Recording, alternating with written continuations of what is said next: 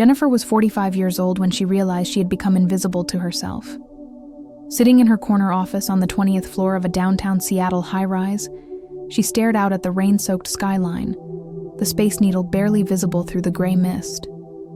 She was a successful corporate attorney, divorced for 4 years, mother to 2 college-aged kids.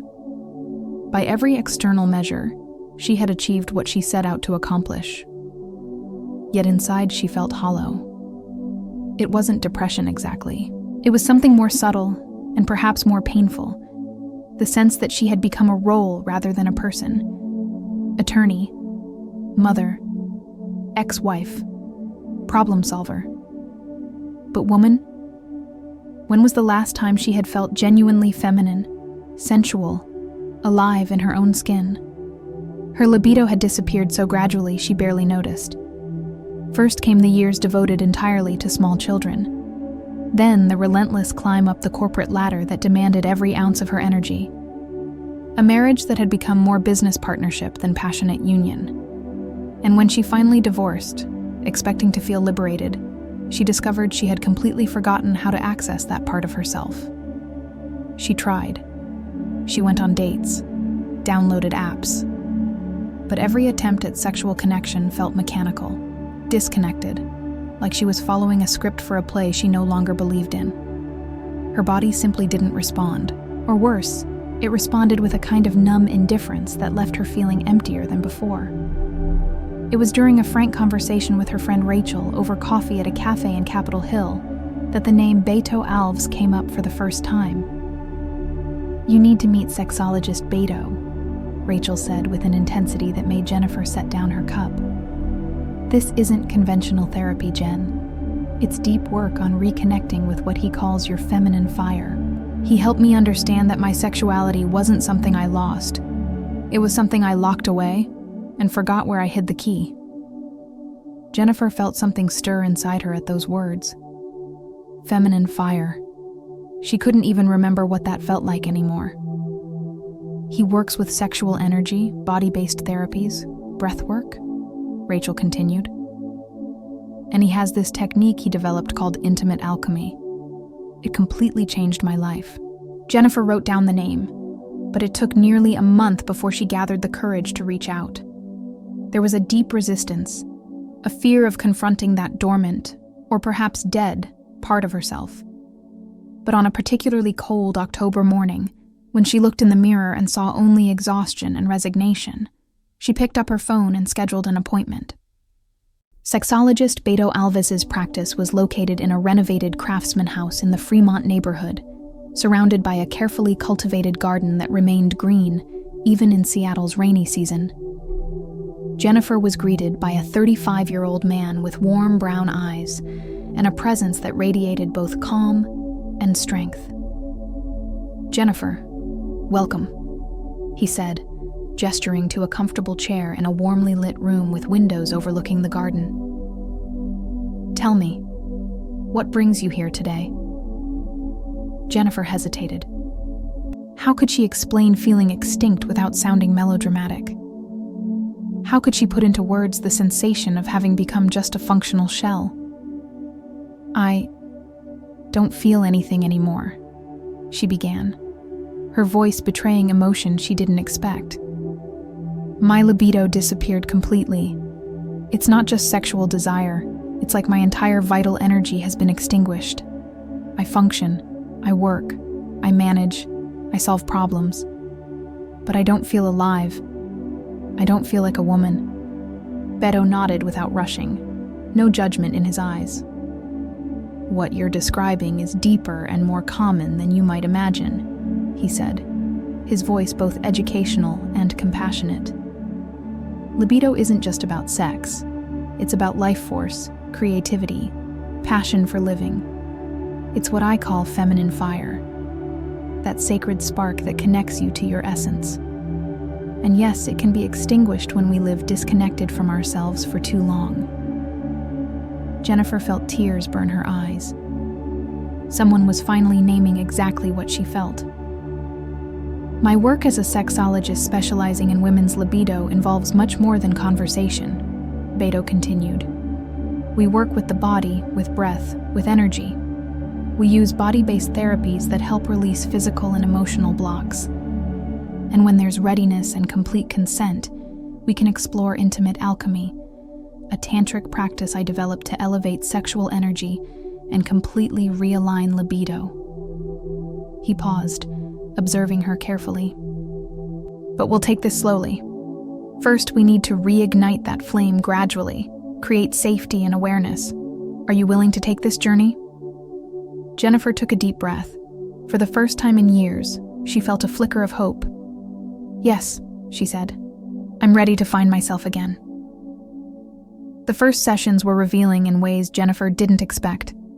Beto began by teaching her conscious breathing techniques, explaining how breath was the bridge between mind and body, between surface and depth. Breathe deeply into your belly, he instructed, his voice a steady guide. Notice where the air goes, where there's resistance, where there's fear. Don't judge, just be present. Jennifer closed her eyes and, for the first time in decades, actually paid attention to her own body. She discovered she lived in constant tension. Jaw clenched, shoulders raised, chest compressed, pelvis completely contracted. It was as if her body had built armor so thick she'd forgotten there was skin underneath.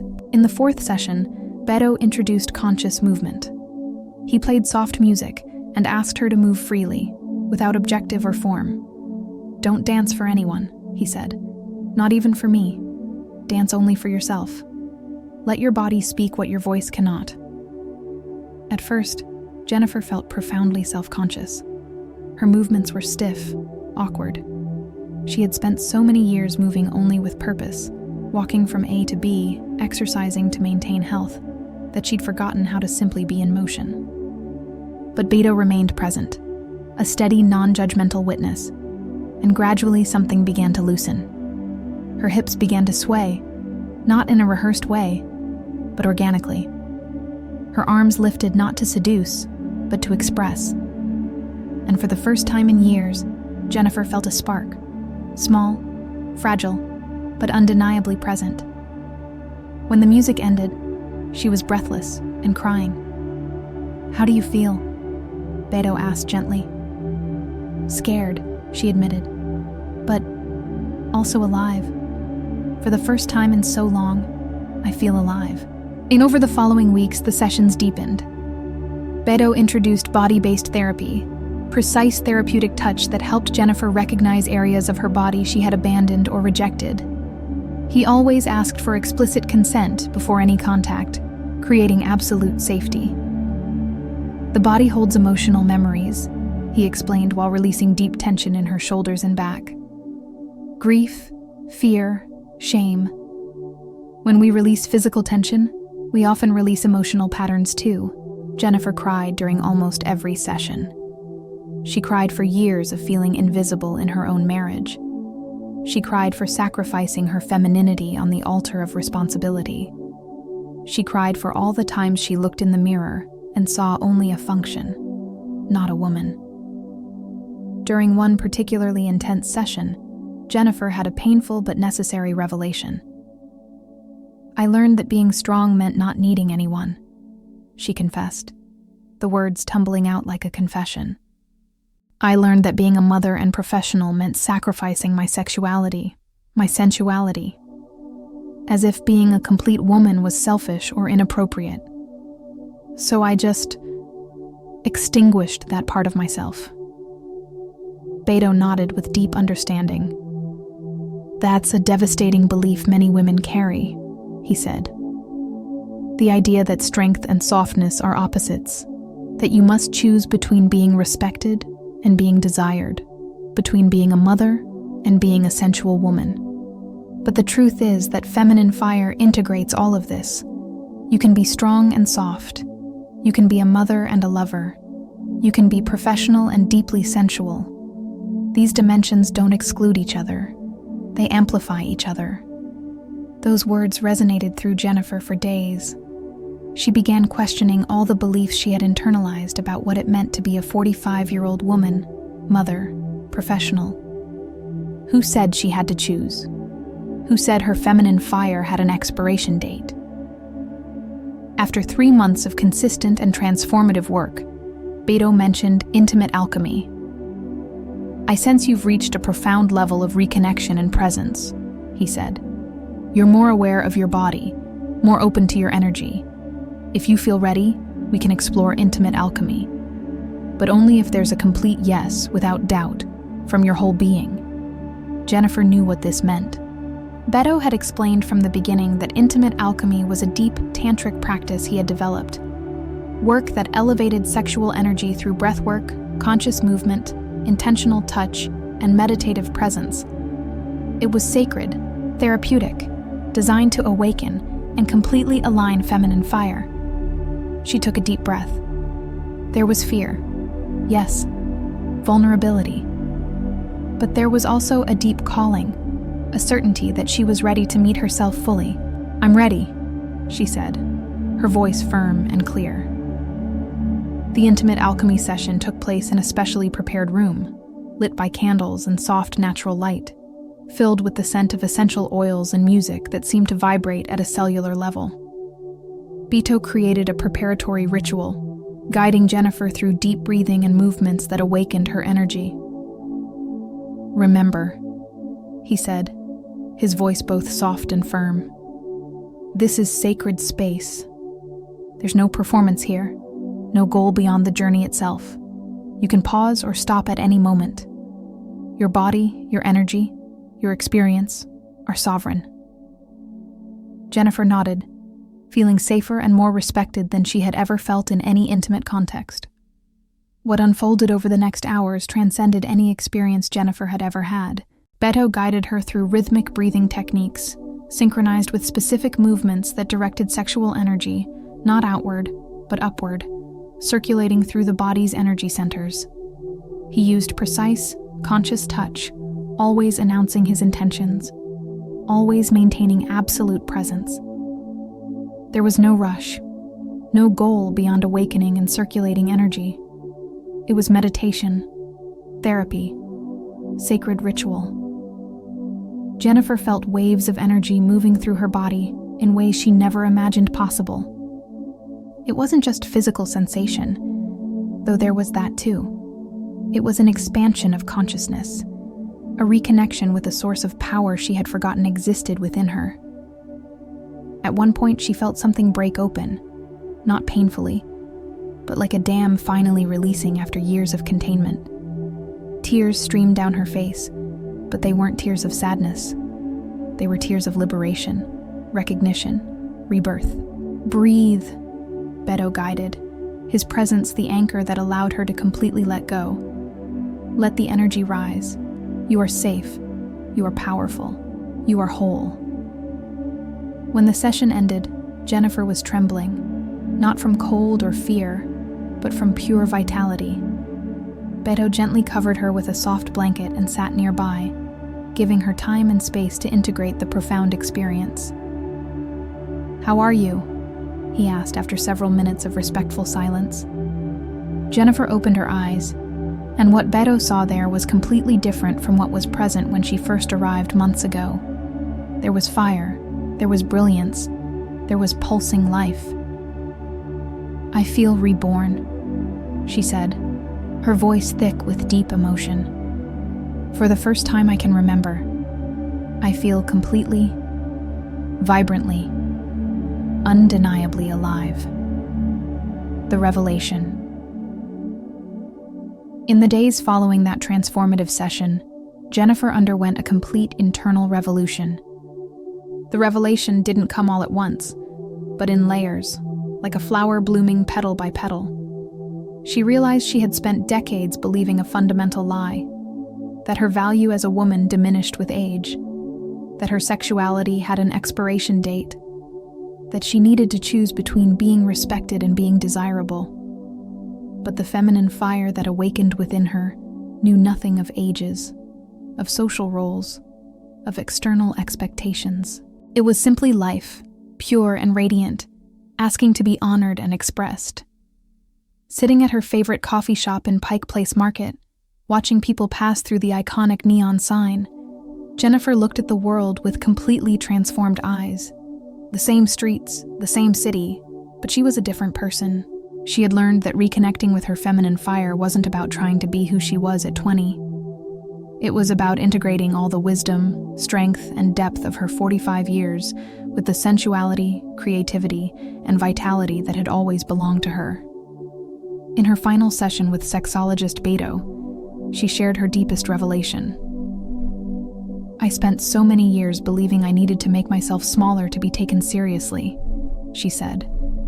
"That being sensual was incompatible with being intelligent. That being a mother meant sacrificing the woman. That 45 years meant sexual invisibility.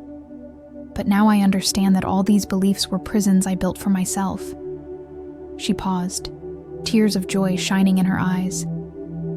"My feminine fire doesn't need anyone's permission. It doesn't have an expiration date. It's not selfish or inappropriate. It's sacred. It's my life force. And honoring it doesn't make me less professional, less of a mother, less of anything. It makes me whole." Beto smiled, genuine joy radiating from his eyes. "That's the deepest possible transformation," he said. "When a woman, especially a 45-year-old woman in a society that constantly tries to erase her sexuality, reconnects with her feminine fire without asking permission, without diminishing herself, she becomes an unstoppable force. You haven't just realigned your libido, Jennifer. You've reclaimed yourself completely." Then the action. The action that changed everything wasn't just awakening the fire. It was Jennifer's conscious decision to honor it in every area of her life. She started small. She bought clothes that made her feel sensual, not just professional. She began dancing regularly at home for the pure pleasure of movement. She redecorated her bedroom to reflect sensuality and beauty, not just functionality. But the most significant change was internal. Jennifer stopped apologizing for taking up space, for being seen, for expressing strong opinions while also wearing red lipstick. She stopped separating her femininity from her competence, as if they were mutually exclusive. At work, she was surprised to discover that her new energy didn't make her less respected. Quite the opposite. There was a presence, a confidence that made people pay more attention, not less. She led meetings with the same competence as always, but now with an energy that was undeniably vital. In social interactions, she stopped making herself invisible. She flirted when she wanted to, laughed loudly, took up space. And she discovered something surprising. At 45, with laugh lines and silver threads beginning to appear in her hair, she felt more attractive than she ever had at 25.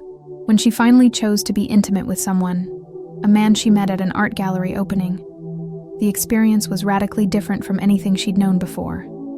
There was no performance, no fear, just full presence, fire meeting fire, two whole people connecting. Epilogue. A year later, Jennifer was unrecognizable, not because she had changed physically, but because her energy was completely different. She moved through the world with a presence that made people turn their heads, not from artifice, but from pure, authentic vitality. She began mentoring other women in her firm, sharing not just professional knowledge, but also the message that they didn't need to diminish themselves to succeed. That strength and femininity weren't opposites, but complementary. She started a side project, creating workshops on feminine leadership that integrated professional development with body reconnection and energy work. She didn't mention details of her own journey, but the essence was clear. Whole women who honored all aspects of themselves were more powerful, not less. Jennifer maintained her breathwork practice, conscious movement, honoring her body as sacred. She continued seeing sexologist Beto occasionally for maintenance sessions, deepening her work continuously. And whenever she looked in the mirror now, she saw something completely different from what she saw a year ago. She saw a 45-year-old woman with fire in her eyes, wisdom in her smile, and power in every cell. She saw someone who had refused to accept the narrative that her time had passed, and in doing so had discovered that her true time was only beginning. Beto Alves continued his work in Seattle, guiding other women through journeys of rediscovery. Each story was unique, but the theme was universal. Feminine fire has no expiration date, asks no permission, doesn't diminish itself to fit others' expectations. It simply is. Sacred, powerful, transformative. And Jennifer would never forget the moment she realized she had spent decades extinguishing her own flame so as not to bother anyone. But more importantly, she would never forget the moment she decided to reignite it and discovered that at 45, her fire burned brighter, wiser, and more powerful than it ever had before. And it all began when she found the courage to reconnect with her feminine fire and discovered it had never truly been extinguished. It had only been waiting, patiently, to be recognized, honored, and unleashed.